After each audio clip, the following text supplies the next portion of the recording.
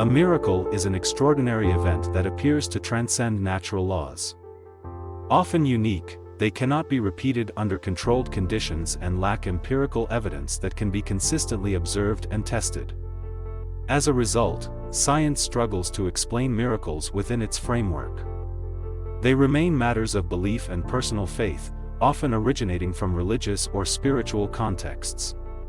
In essence, miracles exist at the intersection of science and faith, where each offers different perspectives on the mysteries of the universe.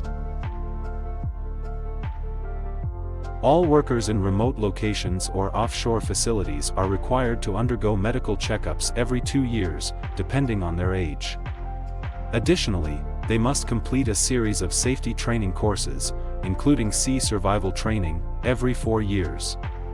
Offshore safety measures are extremely stringent as companies aim to prevent their employees from being exposed to hazardous conditions, especially at sea. Jason, a 48-year-old man, works as a supervisor in the electronics and electrical department on one of Malaysia's oil rigs. He has 3 children, 2 of whom are studying abroad. His wife does not work and fully dedicates herself to their family. As the sole breadwinner, Jason carries a significant burden, despite his high income. The cost of his children's education is substantial. His eldest is pursuing a medical degree, while his second child is studying to become a pilot in London. Jason is a devout Christian.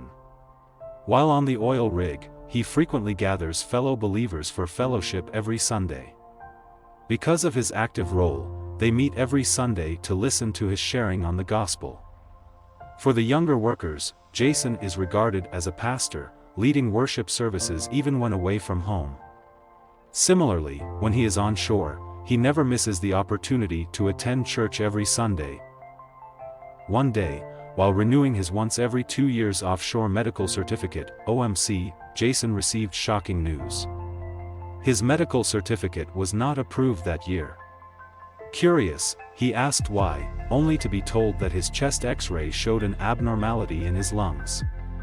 The doctor explained that a suspicious lump had been detected, potentially indicating lung cancer.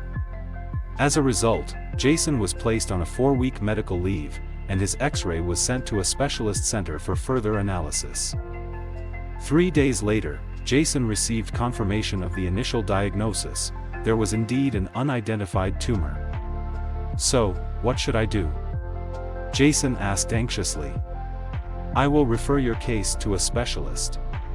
Take this X-ray and show it to them, the doctor said, writing a referral letter. The news left Jason deeply distressed. He had never experienced chest pain or any discomfort. How could this illness appear so suddenly when his X-ray from 2 years ago was perfectly fine? Questions flooded his mind, leaving him confused and anxious. Since it was Friday, Jason had to wait until Monday to see the specialist. In the meantime, his faith wavered. He worried about his children's education. Who would finance their studies if he had to stop working? How would his family manage? Though Jason had always been strong in his faith, this ordeal shook him to the core. He felt both anger and despair. Why, God? Why is this happening to me? Can't you see my family? He prayed. Monday arrived, and Jason sat before the specialist, who carefully examined the X-ray. This appears to be a tumor, but since this is just a standard X-ray, it's difficult to determine, the doctor said. So, what should I do? Jason asked. I recommend a CT scan to obtain a clearer cross-sectional image of your chest. This will help us better assess the size, shape, and location of the lump. Based on those results, we can decide if a biopsy is necessary. The specialist explained. Hearing this, Jason felt even more overwhelmed. Can I think about it first, doctor? I'm extremely stressed. 2 years ago, this wasn't there, and I've never had any symptoms, he said, frustration evident in his voice. Could the hospital have made a mistake? He cautioned the doctor. The doctor shook his head. I understand your concerns, Jason. No one wants to receive bad news about their health. However, Technical errors are rare, perhaps 1 in a million. Anyway, it's up to you whether you want to proceed, but I strongly recommend the CT scan. Contact me when you're ready." After leaving the hospital, Jason immediately reached out to his church friends and shared his condition, asking them to pray for him. He also fasted for a week, seeking divine intervention. On the 7th day of his fast, he had a dream. In it, a figure bathed in an intense, radiant light appeared, though Jason couldn't make out their face. He felt an overwhelming presence, one he associated with Jesus. Then, a voice spoke, "Why don't you believe in me?" Jason woke up abruptly. The clock read 3 a.m., a significant hour in Christian belief. He immediately knelt and prayed for healing. Afterward, he reached for his Bible, randomly opening it without searching for any specific verse. The first passage his eyes landed on was Mark 5 verse 34. He said to her, "Daughter, your faith has healed you. Go in peace and be freed from your suffering." Tears streamed down Jason's face. He knew this was his answer, "Your faith has healed you. Go in peace and be freed from your suffering."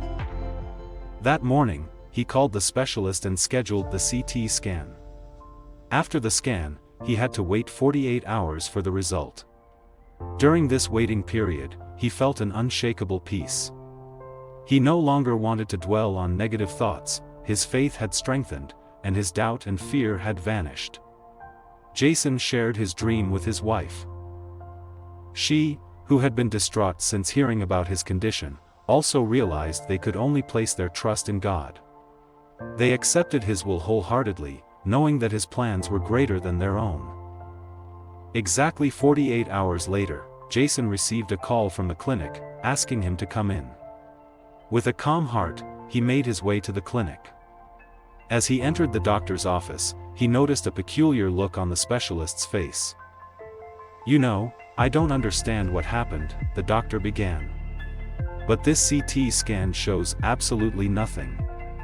There is no tumor, no abnormality." Jason closed his eyes for a moment and whispered in his heart, "Thank you, Lord."